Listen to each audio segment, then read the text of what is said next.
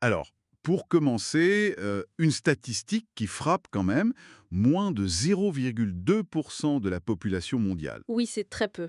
Et pourtant, une présence assez visible parmi les milliardaires, les grands entrepreneurs. Alors, d'où ça vient? C'est un peu la question que pose notre source du jour. On va regarder ça de plus près en se basant sur la transcription d'une vidéo YouTube.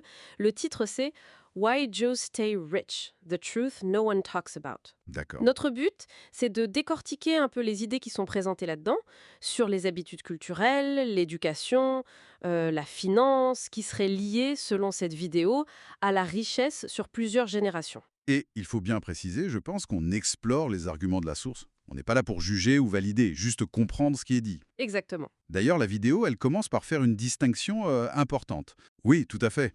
Elle distingue d'un côté ce qu'elle appelle les élites. Alors là, il y aurait la vieille fortune, genre Rothschild ou Warburg. Mhm. Et puis la nouvelle fortune, et les fondateurs de Google, Oracle, Meta, ce genre de profil. Et de l'autre côté, les juifs ordinaires. Voilà. Avec là aussi une distinction entre pratiquants orthodoxes et non pratiquants. Et la source avance que ces élites auraient une influence énorme. Médias, finances, gouvernement.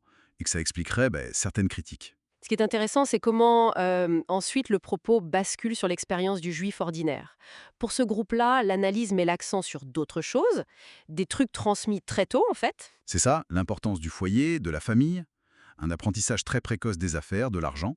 L'auteur de la vidéo donne même un exemple perso. Ah oui, Il raconte qu'enfant, il comptait la caisse du resto familial avec son père. Une sorte de transmission de responsabilité très concrète. et ça, c'est présenté comme lié à une identité très forte. Le document va jusqu'à parler de quasi-race basée sur la religion, Hmm, avec un besoin de préserver le groupe, les traditions, surtout face à la petite taille démographique et bon, l'histoire des persécutions. Un autre point très fort, l'éducation, qualifiée de non négociable. Ah oui. Apprendre à lire, bien sûr, mais surtout le commerce, la finance.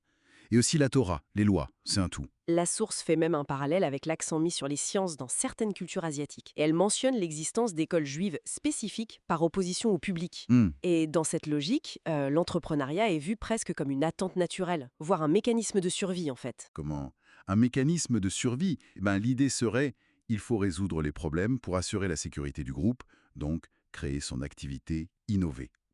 Ça expliquerait la valorisation de certaines lectures. Oui, le document cite Tony Robbins, Père riche, Père pauvre. Voilà, ce genre de choses. Les séminaires aussi. Et puis, il y a la force de la communauté. Le texte parle de géographie juive. Mhm, C'est l'idée d'un réseau social hyper dense. Tout le monde connaît quelqu'un qui connaît quelqu'un. absolument. Et ça faciliterait l'entraide, les affaires en commun. C'est présenté comme une stratégie de minorité, rester soudé pour être plus fort. Très clair. Un autre élément important soulevé, c'est la pensée à long terme. Construire un héritage, une richesse qui dure, qui va au-delà de soi-même pour les générations futures. D'accord. Et la source relie ça directement à l'histoire, à la nécessité de survivre et de maintenir une présence juive dans le monde. Et d'ailleurs, la source insiste à nouveau vers la fin sur la différence entre cette expérience du juif ordinaire qu'elle décrit Oui, et puis les actions ou la réputation des élites mondiales mentionnées au début. C'est bien séparé. tout à fait. Donc, si on résume les facteurs avancés par cette source, on a une transmission familiale forte, axée sur l'argent, les affaires, Oui. une priorité absolue donnée à l'éducation, surtout financière et commerciale, une culture qui pousse vers l'entrepreneuriat, vue comme une stratégie. Le réseau communautaire, très soudé. Exactement. Et enfin, cette perspective à long terme, l'idée d'héritage générationnel. Et la conclusion de la source, c'est que tout ça forme une sorte d'identité autour de l'argent et du succès. Et elle suggère même que cette approche, elle pourrait être accessible à d'autres.